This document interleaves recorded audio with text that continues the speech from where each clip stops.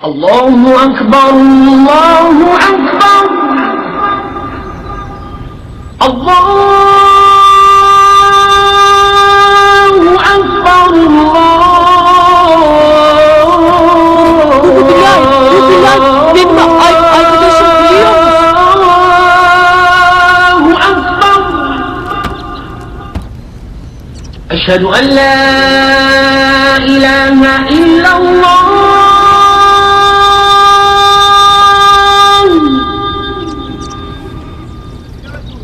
Koş ezan okunuyor. Bilal, bu ezanı Bilal okuyor.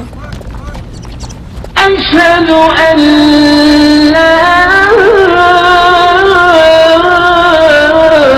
ilahe illallah.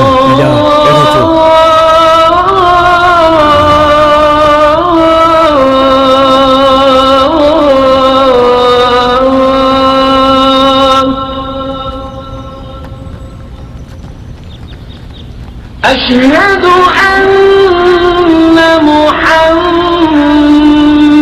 رسول الله.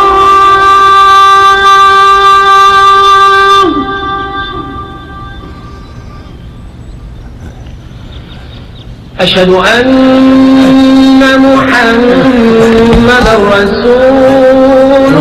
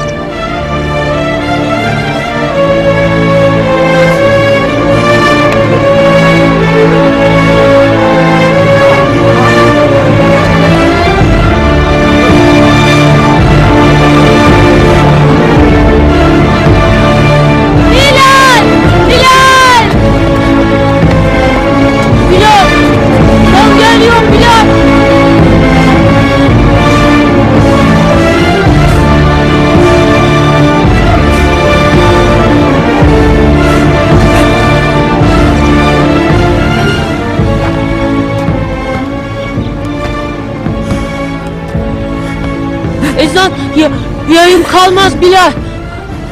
Ben okuyacağım. حي على الصلاة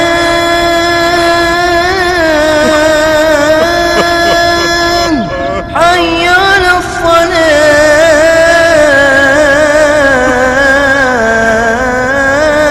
الصلاة حي على